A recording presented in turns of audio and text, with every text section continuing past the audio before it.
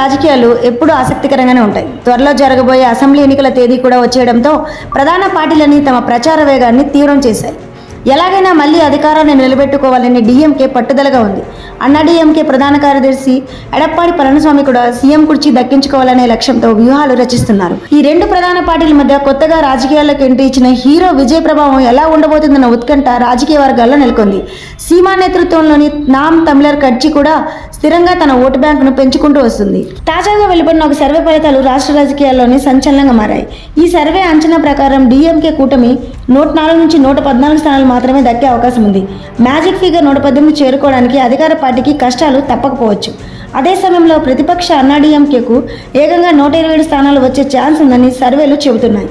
ఇక అందరి దృష్టి ఉన్న విజయ్ పార్టీ తమిళగా వెట్రి కజగం ఏకంగా 15% ఓట్లు సాధించే అవకాశం ఉందని సర్వే స్పష్టం చేసింది. నామ్ తమిళర్ కడ్చి 8% ఓట్లతో 4వ స్థానానికి పరిమితం కానుందని సమాచారం. ఈ ఎన్నికల్లో విజయ్ పార్టీ ప్రభుత్వ ఏర్పాటును శాసించే కింగ్ మేకర్గా మారబోతుందని సర్వేలు బలంగా చెబుతున్నాయి. అధికార డీఎంకేకు ఉన్న ప్రభుత్వ వ్యతిరేక ఓటు సాధారణంగా ప్రతిపక్ష పార్టీ అన్నాడీఎంకేకు పడాలి. కానీ ఈసారి ఆ ఓట్లు నేరుగా విజయ్ పార్టీ వైపు వెళ్లే అవకాశాలు స్పష్టంగా కనిపిస్తున్నాయి. దీనివల్ల డీఎంకే చాలా నియోజకవర్గాల్లో అతి తక్కువ మెజారిటీతో విజయావకాశాలను కోల్పోయే ప్రమాదం ఉంది. స్టాలిన్ పళనిస్వామిలలో ఎవరు ముఖ్యమంత్రి కావాలనేది విజయ్ సాధించే ఆ 15% ఓట్లే నిర్ణయించబోతున్నాయి.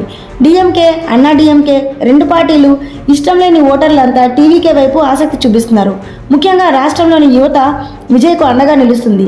డీఎంకే కంచుకోటర్లు సైతం టీవీకే భారీగా ఓట్లు చీల్చి అధికార పార్టీకి నష్టం చేకూర్చబోతుందని సమాచారం. మరోవైపు అన్నాడీఎంకేకు చెందిన సెంగొట్టయ్యన్ లాంటి సీనియర్ నేతలు టీవీకేలో చేయడం ఆ పార్టీకి బాగా కలిసొచ్చే అవకాశం. దీంతో అన్నాడీఎంకే ఓట్లు కూడా కొంతమేర విజయ్ ఖాతాలో పడతాయి.